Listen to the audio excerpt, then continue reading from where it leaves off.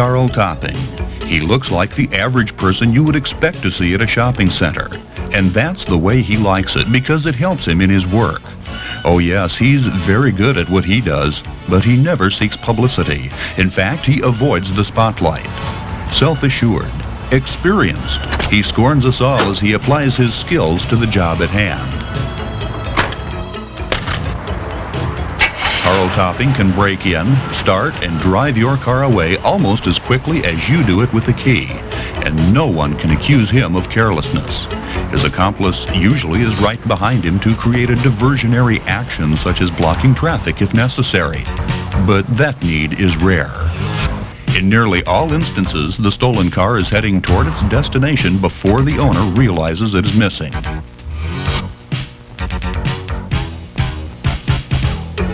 What is that destination, and what chance does the owner have for recovery of the vehicle? Those questions provide only an introduction to the complex story of criminal activity surrounding vehicle theft. Their answers are related to many other questions. Who are the car thieves? What are their methods of operation? What happens to the stolen vehicles? How do law enforcement officers combat the problem? And perhaps most important to the individual owner, what can you do to help prevent theft of your vehicle or help get it back if it is stolen? A basic step in determining answers is understanding the extent of the problem. Indiana State Police can assure you that vehicle theft is costly and serious. In Indiana alone, more than 15,000 cars, motorcycles, and pickup trucks are stolen every year. That's one every 35 minutes, day and night. A few of these vehicles are used in the commission of other serious crimes, but most are stolen for other purposes by men like Carl Topping. If you could read his mind, his thoughts might shock you. That was a piece of cake. Shopping centers are easy marks. Apartment buildings are good too. Lots of cars and usually pretty quiet. They're also useful for something else. Sometimes I drop off a hot car at an apartment building, then let things cool off for a while, then go and get it. You see, I know that first hour or so is when I'm most apt to get caught. You want to know why? It's simple. That's when the police find out the car is stolen. Well, they do if you're on the ball.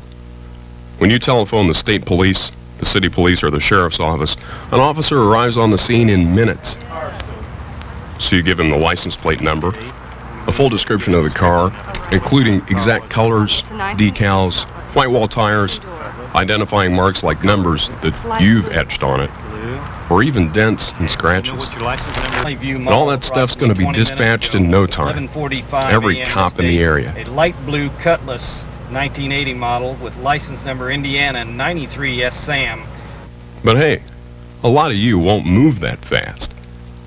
And you might not think of identification marks, or even know your license number. Gone. It was right here and it's gone. That helps me a lot. Ma'am, just calm down. Try it. It was just right here.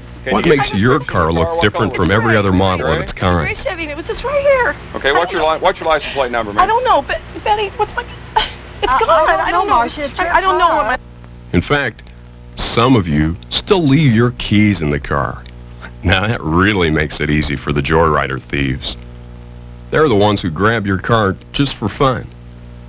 They'll run it all over the place for a couple of days. Then they'll dump it or wreck it. Your chances of getting it back are pretty good, but I won't say in what condition.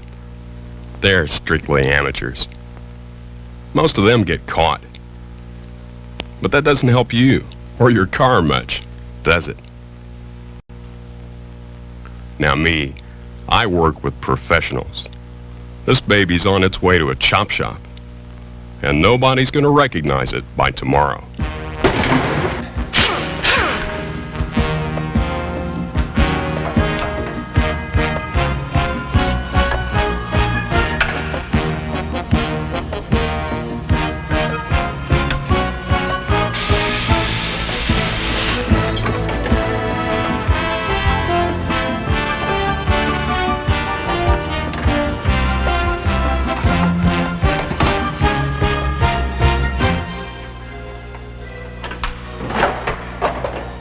Less organized criminals simply strip a vehicle in an isolated area, then dump the remains along a highway. Anyone spotting this can help police by reporting the license number. Broken down into saleable parts, a $10,000 car can be worth 5 times that amount. Most parts dealers are honest, but when you're offered a spectacular bargain, you probably are purchasing stolen property. And that's illegal too. Similarly, most salvage yards are reputable, but those that are not are involved in yet another phase of professional auto thievery. This man is a dealer in stolen cars. When he buys a salvaged vehicle, he doesn't really care about its condition. All he wants are its identification items. The title, the vehicle identification number tag, and the federal door sticker. A reputable salvage operator will not sell these for a car that is beyond repair. A non-reputable operator doesn't care. Identification now can be transferred to a vehicle identical to the one that was wrecked. So the dealer places a specific order with the supplier, like, who else? Carl Topping. Looking for an exact car is more interesting. Now, I know cars, and I know the best places to find each kind. My competition's the guys who are on drugs, and they'll do anything for a fix. They'll take all kinds of chances, and then they'll sell the cars real cheap, because they have to have money for their habit. And they're too dumb to know what to avoid. Me? If possible, I avoid certain things, like a car that has the vehicle identification number etched on the windshield and windows. And police have a method of making positive identification with those things. Now, I don't know what it is, but I know it works. And hey, it's going to look a little strange if I knock out all the glass. Of course, there are some things that even I can't be sure of, like a business card that's been dropped down into a door, and identification marks that have been etched in hard-to-spot places. If I'm caught with those things in the car, it can be trouble. Police love to find that kind of evidence. Some owners are learning about little things that make their cars harder to steal. Turning the wheels toward the curb so the car can't easily be pulled or pushed away. Always removing their car keys and locking the door, even at home. Installing a kill switch that prevents starting the engine. Or a motion detector that sounds an alarm when the car is moved.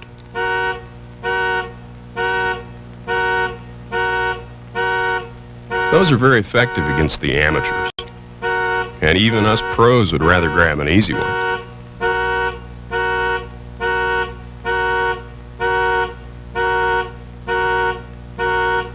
Now, mind you, nothing's completely foolproof against a dedicated thief. Some things, though, are more conspicuous than others to a cop's trained eye. But before you start feeling righteous, let me remind you, I've also been hired by owners to steal cars and burn them so they can collect insurance. Now, I don't tell them in advance, but they're almost sure to get caught. Police and insurance people recognize telltale signs and circumstances.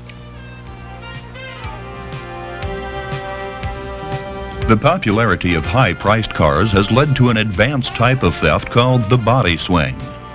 Big-timers purchase just the legitimately identified bodies of some luxury cars that fit on the chassis of stolen low-priced cars. Sold at seemingly bargain prices in the medium range, these are extremely difficult to detect.